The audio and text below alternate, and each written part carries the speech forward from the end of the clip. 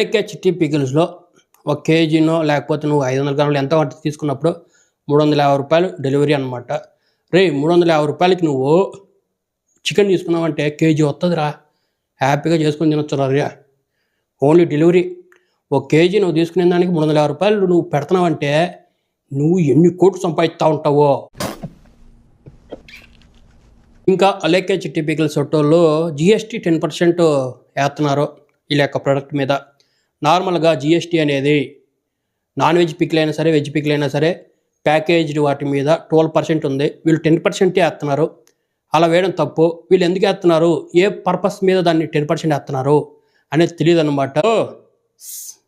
నువ్వు delivery charge 350 రూపాయలు పెట్టి నువ్వు జిఎస్టీ 10% లాగుతా, నువ్వు అందరికంటే ఎక్కువ ప్రైస్ పెట్టి ఎన్ని చేస్తా ఉన్నావు, ఇవన్నీ తెలుసు. మళ్ళీ డిస్క్లైమర్లో మాకు ఎటువంటి సంబంధం లేదు, మీ ఓన్ రిస్క్ అంటున్నావు. కానీ గవర్నమెంట్ చెప్పింది ఎందుకు పాటించట్లేదు? నువ్వు తప్పు చేస్తున్నావు కదా, తప్పు కదా ఇది.